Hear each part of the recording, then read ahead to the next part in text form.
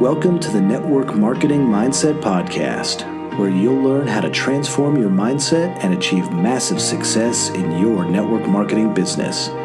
Here's your host, business mindset coach, Deb Erickson.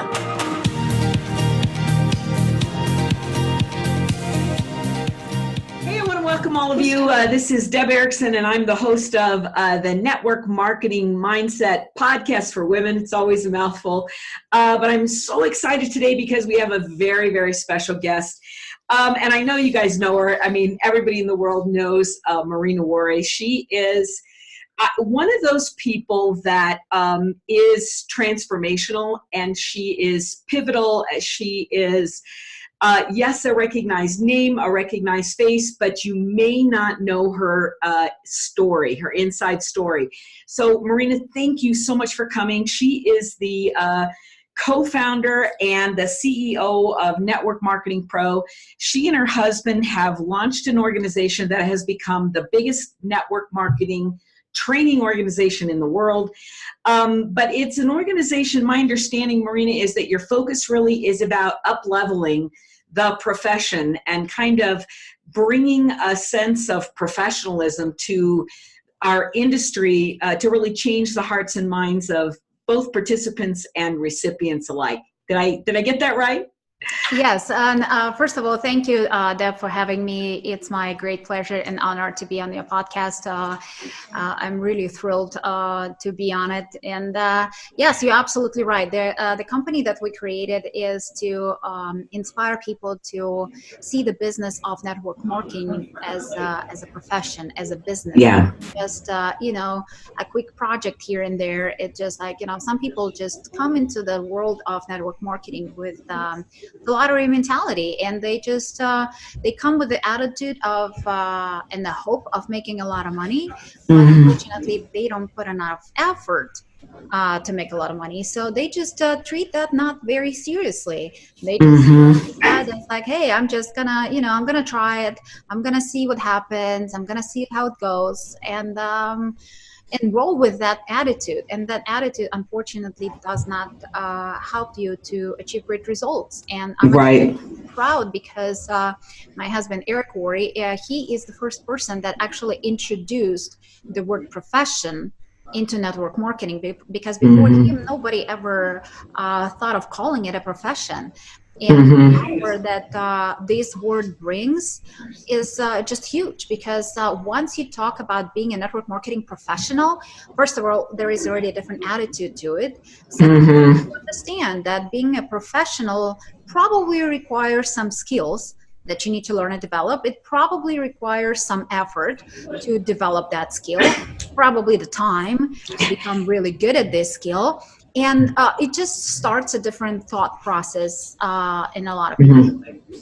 Man, I just think you said a mouthful. That's incredible. And you're right. Language creates a perception and an identity that is so incredible. And I know you've had a big part to play in creating this organization, but for just to get us started, I'd like to go back and have you kind of think back to the beginning of your career, because you were a professional in network marketing before you started training other people how to do that. And so as you think back, one of the things that always I think inspires, I know my listeners, is to see someone who has been raised up as almost on a pedestal. You've been raised up, you're acknowledged, you're recognized, but people don't realize what you've had to do, how you've had to face your own personal demons and move past your blocks, and you face some unique challenges. So could you tell us a little bit about your journey so we can kind of get to know where you came from to bring you here? So I don't know how many of your viewers and listeners know that I'm originally from Ukraine. I'm an immigrant, and I was not planning on being an immigrant. I love my country, I love my city, and this was one of those things that I thought I will never ever move to United States. For some reason, I just was not planning on it.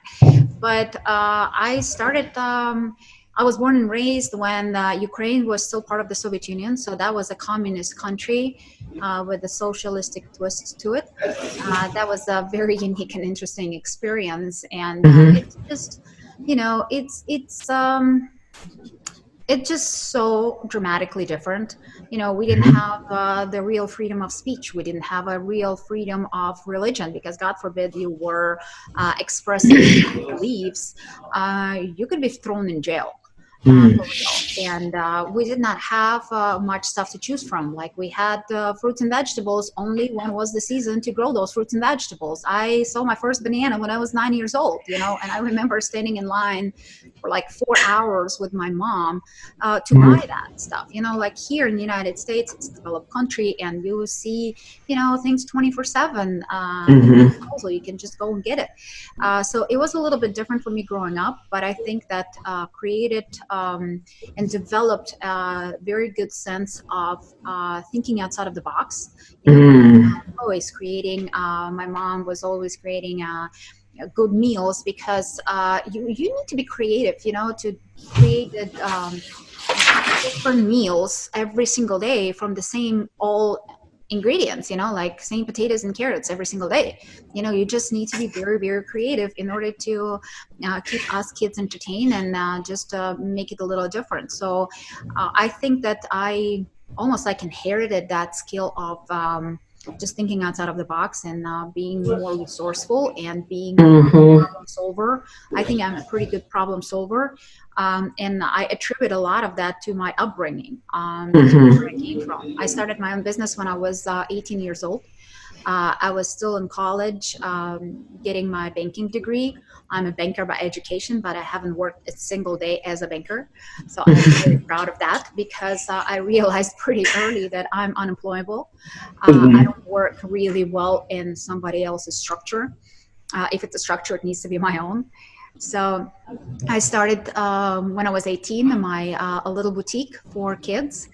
So basically everything you can imagine for newborn babies, for pregnant moms, all the way up to teenagers. I had a lot of fun with that. I had some success with that. I was introduced to network marketing first time when I was 21 years old. Wow. And at that time, for me, it was more like a hobby. I did not really treat it seriously. For me, it was like a little side hustle. And because I treated that way, I did not make too much money with it. But at that time, to me, that was not important, because what I saw in network marketing was the community of smart, intelligent, driven people with a much bigger vision than myself. They were always inspirational. They were always something to admire, to something to reach for. And that's what hooked me up. I was so sold on it. And the company that I was working with at that time, it was an Austrian company, and all the events were happening in Hungary, in Budapest. And they had a monthly seminars that everybody were expected to attend. So I was Hungary to Budapest every single month on seminars. And for some reason in my head, it was just like, it's not even thinkable to miss one.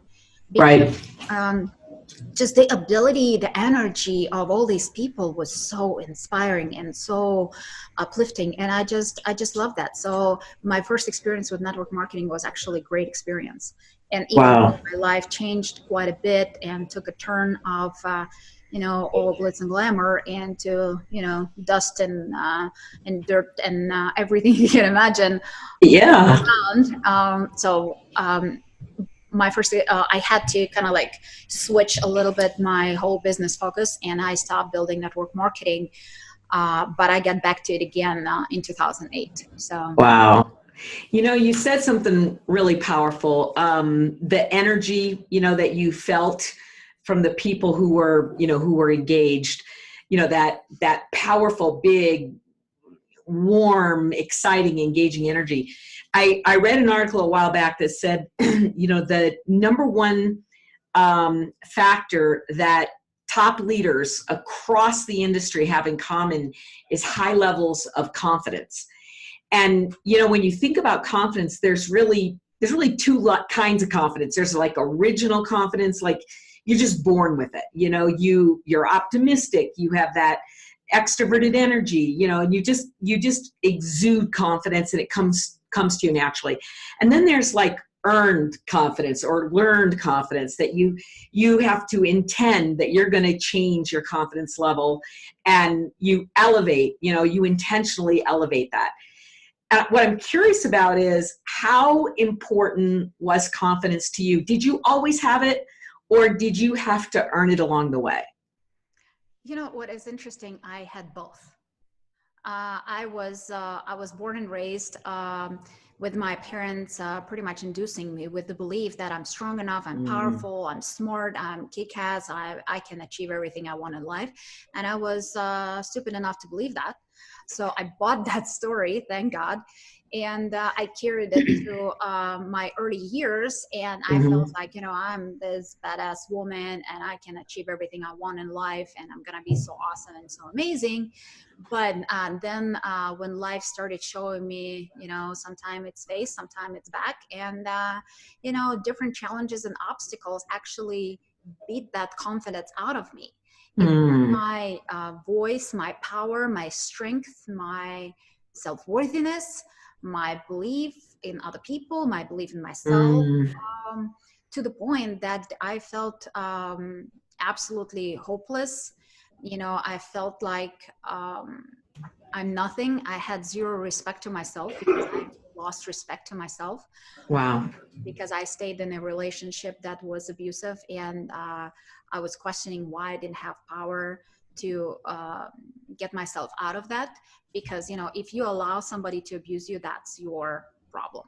You have to find the strength to do that. So I was convincing myself like, no, that's love. That's kind of like, a way of showing that's, I need to be a good wife. I need to, just suck it up and, support and do all of that stuff. And when I realized that, like, no, that's not how life should work. That's not what marriage is. And I finally was able to get out of that relationship. So that whole period, I lost that confidence. So I had to fight back for it. I had to learn how to be a strong and powerful woman again. I had to learn how to be confident again. And it came with, it didn't happen overnight. It was years of work in progress. I'm still work in progress. I'm still learning and growing every single day. And I'm still becoming confident every single day in a lot of different areas of my life. You can be confident in your business, but you may not be confident as a mom, or you may not be confident as a wife, or you may not be confident with your health or physical body. It's like I'm working out right now with personal trainers, and every single day it's sometimes it's a struggle. It's hard to convince myself to get off the bed or go and do the exercises and do all of that stuff. It's not always fun, but push myself through. And when you finish exercising, it feels good. You feel confident, you feel proud of yourself, and those little victories. And then you kind of like start looking in yourself in the mirror, and now you start liking what you're seeing, and those little victories, they help you to build that confidence, and they help you to become stronger and, get to the level, get back on the horse, Right. I love your story about having it and then kind of having it taken from you and almost beat out of you kind of thing, just life. I had a similar experience, but completely different story. I think I just had confidence naturally, like you, as an athlete, a kid that had a lot of strong energy. And a couple of years back, I got diagnosed with melanoma, and it was, wasn't life-threatening, but at the time, one of the things that happens, I think, when people in this industry have life happen, it smacks them upside the head.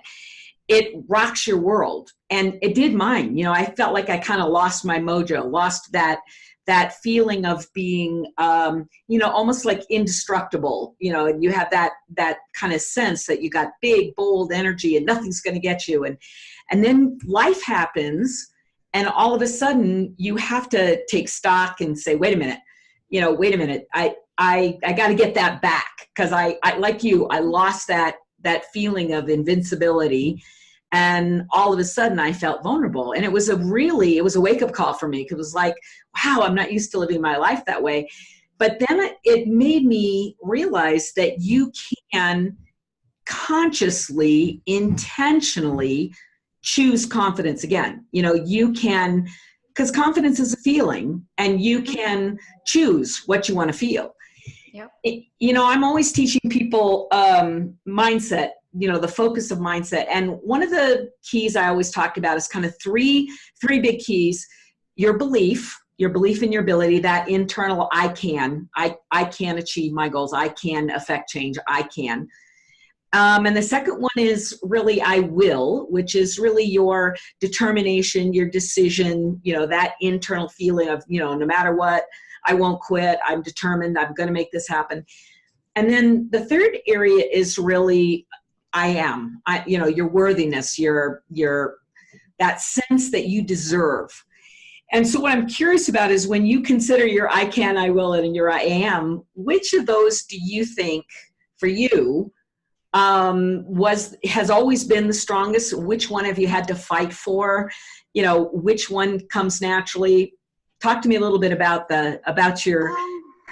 I don't know. I think I possess all three in a sense, because I feel like, first of all, I refuse to lose, period. I'm a bad loser. You don't want to play board games with me, because I'm going to win. So, and that's why for me, it was like always, it just that determination that I'm going to win. Is pretty strong in me, because I just don't understand losing, and I will take everything that it's necessary. Of course, I'm not going to go over heads, or I'm going to stay inside of my integrity, but I'm going to do whatever it takes inside of my integrity to get to the top.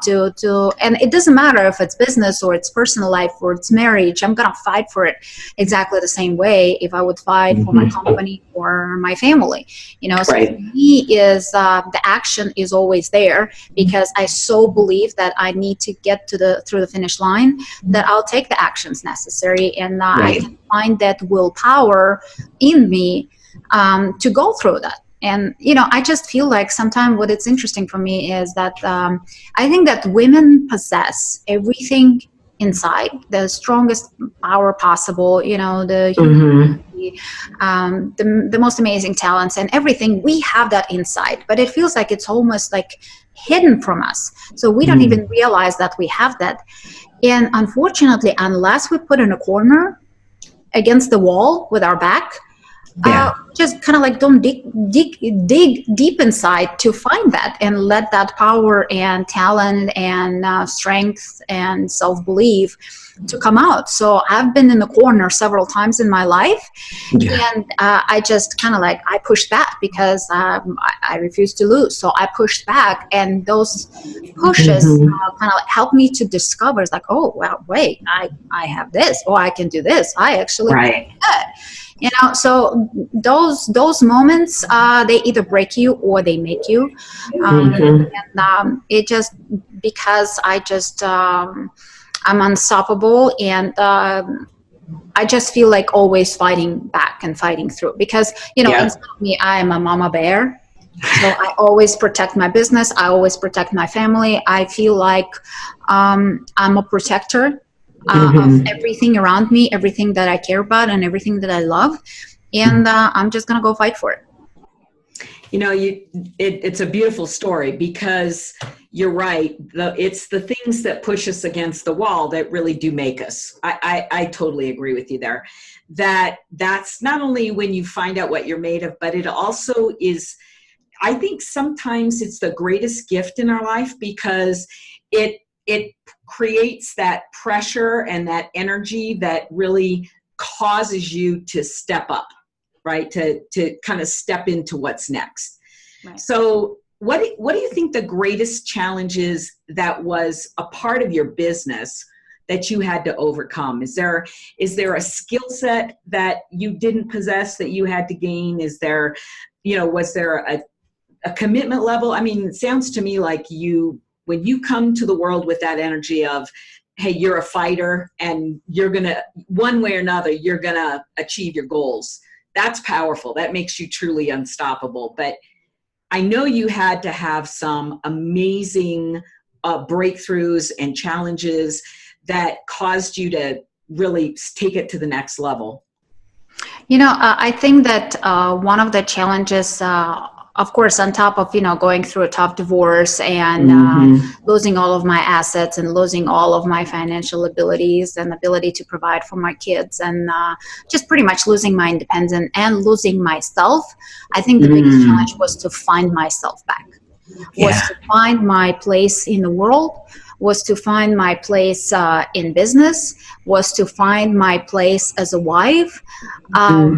Being me, truly me, that was the toughest thing that I had probably to do. And I'm still discovering. I'm still kind of like, I was like every single day, I'm just learning new things about myself and I'm kind of like a work in progress. But like when Eric and myself, when we met, he was already top income earner. He was already, big shot. And I was still kind of like freshly up and comer distributor because I joined the network marketing back again like a year before we met. Yes, I already had fast growth success. I was a rising star on the team, and because the company expanded into Ukraine fairly fast and they did not have all the logistics worked out. So I actually, in order for my team to have a product and to get the check, I voluntarily stepped into the role of a country manager, bringing the products into the country and, finding a way to pay commissions to my team. There was another problem that I had to solve for my team to grow, and I did that. But still, I was nowhere near to where Eric was. So for me to find my role and place inside of his world, it's interesting because we got together and we already knew that this is a serious relationship that's gonna probably take a next step and we're gonna become a married couple. He just started Network Marketing Pro, and at that time it was just his hobby. There was no business attached to it. There were no events to attend. There was nothing. For a year there was nothing to buy. There was nothing to attend. He was just going with the flip camera. And since day one, I was the person behind the camera. So I admit that. So if you didn't like the quality, blame me.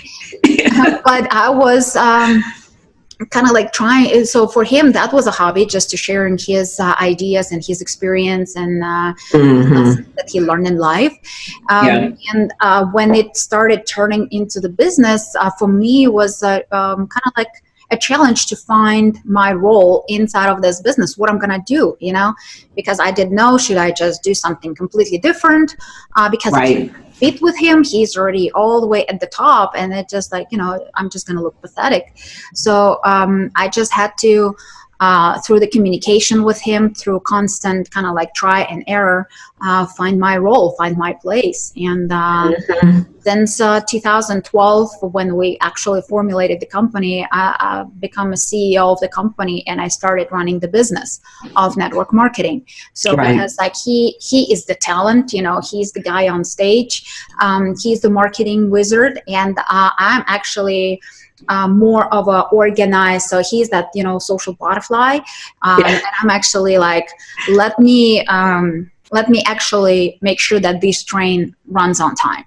And all the things are taken care of and business is taken care of. Yeah. I love that this part of the conversation as well, because it's really, you're speaking to that need that all of us have to find our gifts and talents, to not try to be someone else, right? But to be who we are born to be and bring our gifts and answer our calling in our lives. And it's a beautiful thing when you do that. It does, it changes everything the minute you really kind of answer that calling. So what I'm wondering is, do you have your own kind of, secret sauce or success formula for how you set up your day, or how you manage your mindset, or, how you kind of proceed through life? Do you have your own rhythm and kind of secret, secret recipe? Well, I'm kind of like my life is, for the outsider, is probably very chaotic because I have so much stuff going on every single time. So it depends on the season that I'm in life. I have different tasks that are happening, because like if I'm like a couple months, 3-4 months before the event, then of course I'm in the full preparation mode for the event. Like in between events, it's a little bit different. So Sure. right now I'm also building a house, which is adding another extra excitement. Sure. But I think regardless of where I am and what's happening in my business life, I have a mantra for myself on a daily basis. Wake up, kick ass, repeat. Oh, wait a minute. I got to write that down. That's good. Say it again. Wake up. Yeah. Kick ass. Yeah. Repeat. I love it. This is what I do on a daily basis. Yeah. Regardless of how I feel, good, bad, I wake up and I show up and I do the tasks that are necessary to do, and I do them at the best of my abilities. And I'm trying to be strong for my family. I'm trying to be strong for my kids, for my employees, and I repeat it next morning. Yeah. Yeah. Wow, that's great. I love it. One of the things I always teach is you got to have that. You got to have your own mantra, your own vision, the visual. You got to be inspired in a way that speaks to you. And, people are so conditioned to try to copy somebody else. I want to be just like them. And, there's only one Marina, and nobody should do that, to try to copy that. You would just waste your time and energy, and you miss the best part of life. But I love your mantra. I think it has energy, it has passion. It obviously must speak to you in tremendous ways. So I love that. Sometimes you just have to have something like that, because sometimes I don't feel like it. Sometimes I don't feel like, kicking anybody's ass. I feel like somebody just did mine, and I'm tired and I might be exhausted. I might be frustrated, and I might even be afraid, people at the top are not strangers to all those feelings and emotions and questions and doubts and fears and all that stuff. We're absolutely not strangers. We have that on a daily basis as well. It's just a matter of how we face them, how much oxygen we're willing to give to those challenges. So kind of like sometimes I need to get myself up and get it going, get it running. And it's just like, those 3 words that actually help me, they give me that attitude, that little challenge. And I think one thing that you said is important is in order to be myself and being my best self, is a lot of people compare your success and to somebody else's success. A lot of people compare their chapter 1 to my chapter 20. You shouldn't do that, because I think that the only comparison that needs to happen in life is the comparison with yourself. You are your biggest competition. I don't care about other companies trying to do what we do. I will cheer everybody on, and I'll say, good luck, do it, because the more value we bring to this profession, better it's going to be. Let's compete who can bring more value. Let's compete in that. Not try to kind of like push somebody down in order for me to win, because I have a very abundance mentality. I don't think that I need to, destroy somebody in order for me to look much better and nicer. That's not who we are. That's not who I am. I'm absolutely welcoming every competition, anybody who is successful, who is much more successful than I am. I'm not jealous. I'm just inspired, and I want to learn more. I want to be like a sponge, and as much as I can to hang out around these people so I can learn something, so I can be better. So compete with yourself. Be better than you were yesterday. Be better today, and be better tomorrow than you were today. And I think that's one of my biggest drives. That's why I think we were able to make every next event better than the previous event, because I always compete with myself. I don't want to compare. I don't want to know what's happening on the left and what's happening on the right. I'm on my mission. I'm on my course, and you either join me or don't bother. Wow. Sounds like another really powerful success strategy of, keeping your head in your own lane, and really ignoring what's going on, which, is a big challenge for women, because women are taught to compare. They're taught to evaluate and to pay attention and to fit in the pecking order and to stay put. And, when you think of kind of all the socializing that we do with women. You know, we teach them exactly how to behave in society. What you're talking about is really how to forget about what you've been taught in how to fit in, and really how to become your best, right? And live at the highest, really the highest possible offering that you have for the world. So I love that. If you were going to start the whole thing over again, if you were going to start, you know, if you were to start from the beginning in a network marketing company and you were a rookie day one, what I want you to do is, for just a minute, put yourself in those shoes and say, what would be the 3 most important things you would do so that we can kind of give some advice to those people out there that are new, you know? So if you came from the vantage point of what you know now and you had to do it all over again, what are like the 3 big things you think you would do? Probably the first one, believe bigger, faster. Believe in your own abilities, believe in the profession itself, because I truly believe that network marketing is the biggest gift on earth. It's the best opportunity for an average person to create a financial independence, to create a financial freedom, and leave the legacy behind, because in order for you to make a lot of money in this business, you have to help a lot of people. So this is probably the most rewarding business I know. So I would kind of like shake my head and say, just run, run, just go bigger, go faster, be stronger, don't stop by any means and for any reason. So that would be my first advice.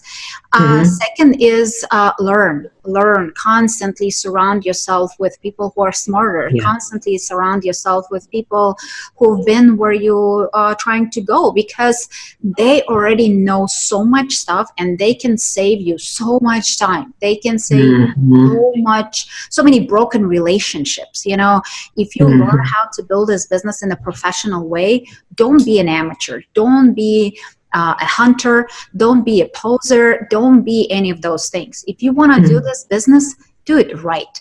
It's not, you know, we're not growing magic beans. It's a business. It's a real business. So it's always confusing to me why people come with, you know, minimum wage mentality and expecting $1 million business. It's just not going to happen. You have to learn. You have to change your mindset. You have to change the way you see things, the way you see challenges, the way you see problems. You have to become stronger and be coachable to, you know, learn from all these amazing people who can help you from making those mistakes. Right. And the third advice, probably attend every event possible. Go to the events, because events are so crucial. First of all, because you see a bigger picture. Like I absolutely loved the company conventions when I was building as a distributor. But I think like any generic event brings you more kind of like the vision on the entire profession. You can see not just inside of your own company, but it's what's happening everywhere. That helps you, that builds your belief so dramatically bigger, because now you see like, oh my gosh, this is not just a tiny little thing. Look at all this social proof of all these people coming from around the world, coming from everywhere, from different backgrounds, races, ages, everything. It's so different, it's so diverse, it's so big. So all that social proof gonna do wonders for you. Plus, when you see, you know, when you're inside of one company at the event, you just see what the top income earner makes. And that's your, you know, that's your ceiling. That's what you're dreaming about. And you go to a big event and you can see other people in different companies that are making 6, 7 and multiple 7 figures. Now you all of a sudden, you know, the fog lifts up a little bit, and now you see a bigger future. Now you're inspired to do a little bit more. And sometimes when you are a 7-figure earner, what do you do? Where you get your inspiration, where you get your knowledge. So attending all different events for leaders and the people who are just getting started, it's just crucial. It's so big. It's so important. The ability to hang out with all these people, to like, you know, get their energy, be inspired by creating all these relationships and the camaraderie. It's so big. It's huge. So anytime you have the ability to come to any event, do it. So that's why you started Most Powerful Women in Network Marketing. Or tell me a little bit more about what was behind it when you kind of launched it. I'm sure it's grown, past your wildest dreams, but what was the original core intention? Well, like I said, I was born with a thought in mind that I can achieve everything in life. Yeah. But not everybody was lucky enough to have, parents who would inspire you, who would Right. instill that belief system in you. So first of all, I wanted to show all the women what's possible, to give them that strength and belief and empowerment necessary. But I also know that all these strong women who were born this way like me, but had to go through challenges and obstacles and lost their way, lost their voice, lost their power, and had to work hard to regain it back, to claim it back. I wanted to help those women too, to get back on track, to get back and find themselves. And I just wanted to create a very safe environment for women just to be who they are, just to, inspire each other. It's like I always keep hearing people saying, like, "Oh, women are just like cats; they always fight." You know what? I never saw that at my event. Yeah, right. I think maybe because the first event that we ever did, it had such a beautiful energy. Women were pouring their hearts and souls from stage. Yeah. And that set the tone for all the years to come. So women feel safe, women feel empowered, women feel understood, women feel like they are home, that the little, like the sisterhood. That the whole energy is just so comforting, so welcoming, but at the same time it's so empowering because I'm just trying to cast the vision of and actually create a movement of powerful women who taking charge of their lives, who are changing lives around the world, because I think that we women are meant to lead. We were given the right of birth, so we can do everything we want, because what can be greater than giving a birth to the next human being? I truly believe that women can lead countries, can lead companies, can lead generations, and that's what I want to create. I want to create a movement of powerful women, unstoppable women, changing the lives around the globe. That's my mission. Beautiful. Wow, that's so beautiful. I know exactly what you're talking about. I have to tell you that there have been huge moments throughout my life where it was a specific woman at a specific point in time that, radically shifted something for me. In high school, it was my coach. And honestly, I feel like she saved my life because I was in a dark place and she taught me how to, manage my mind. And then I can think of another woman. I was just thinking about it when you were talking, that I went to a Tony Robbins event and we were going to firewalk it was my first challenge like that. And I was so sure that there was no way it was even possible, let alone I was going to do it. And I was watching men cross the fire, and I noticed that what I did was I was like, oh, well, I made excuses. It's a guy thing. Guys can do it. They have sweaty feet. I was coming up with all this stuff. And it wasn't until I saw a woman, and it was an elderly woman, had to be upwards of 90 years old, and she was all hunched over and she was shuffling. And it blew my mind, because I was like, okay, Erickson, if she can do it, you can do it.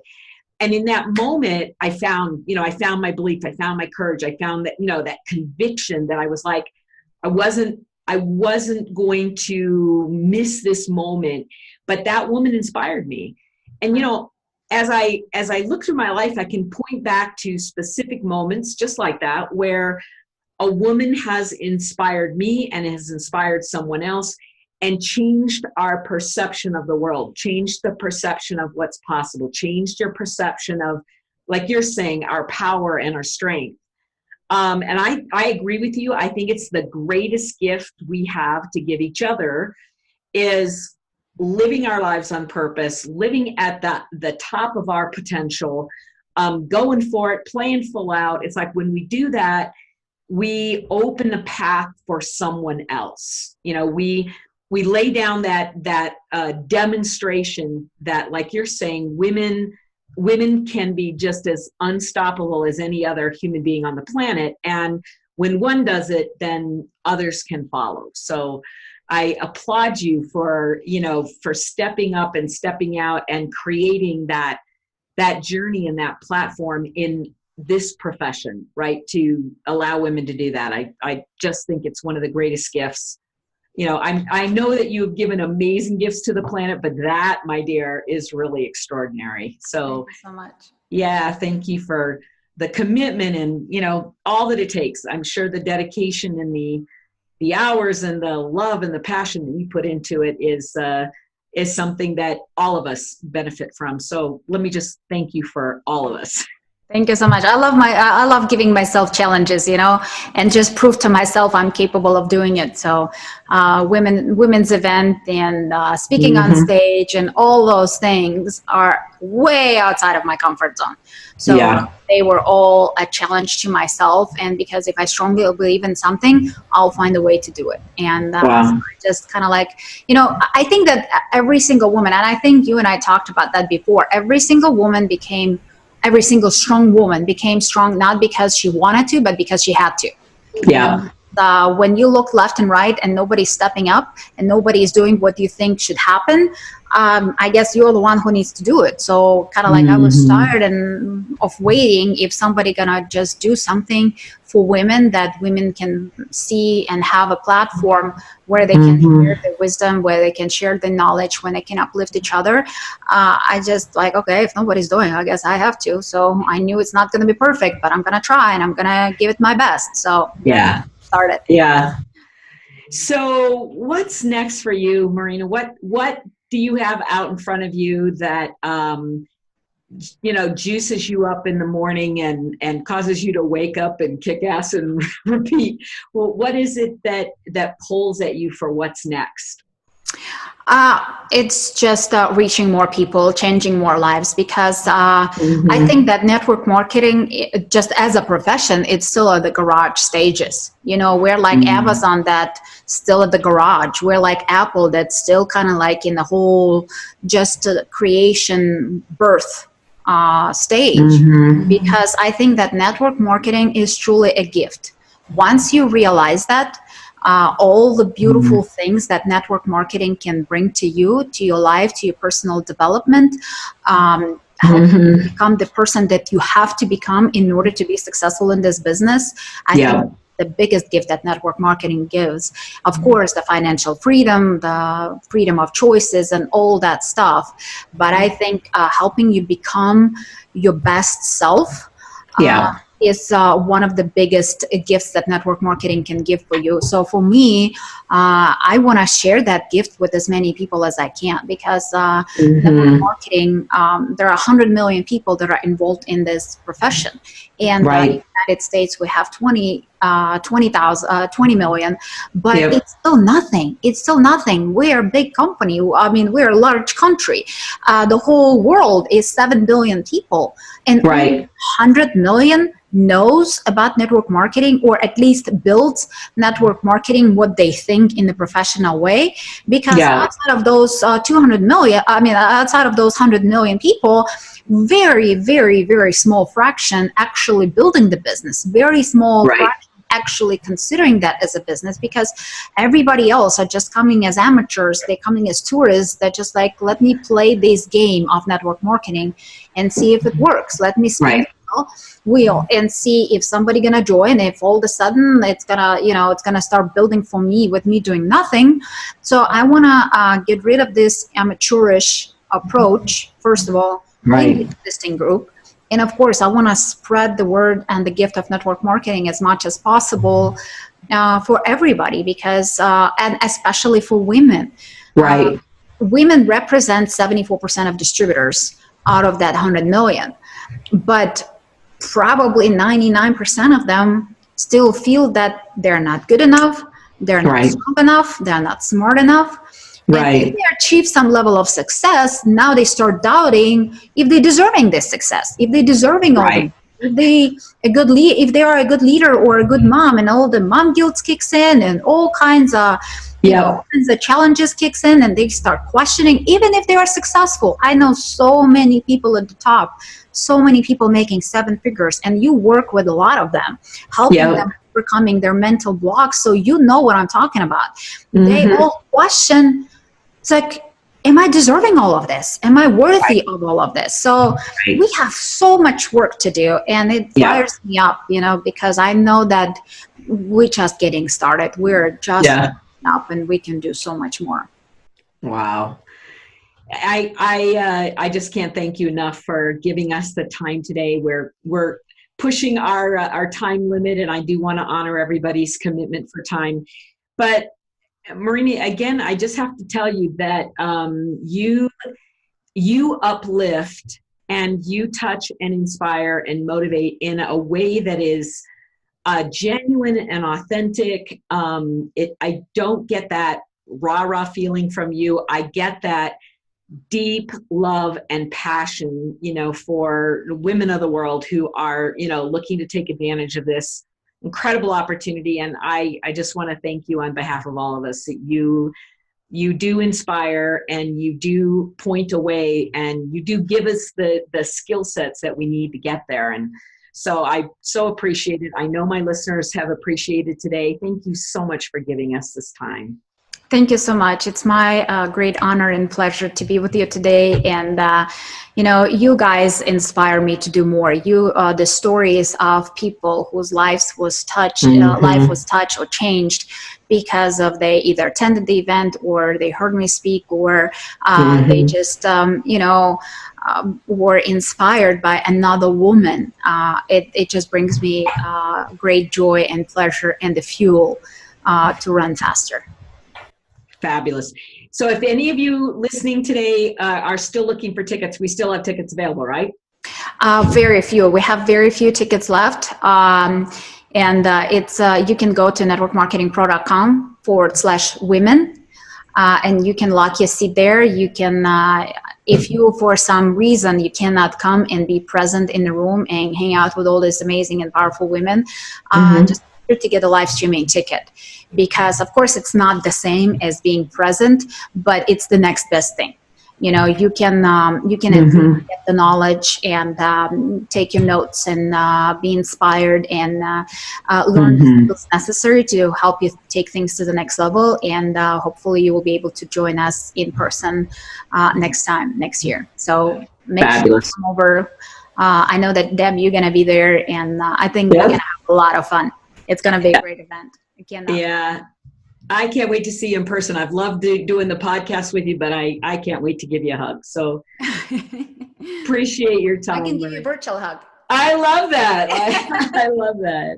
Thank you, my dear, so much. I appreciate it. Thank you. Have a wonderful day, everybody. Thanks. Bye-bye.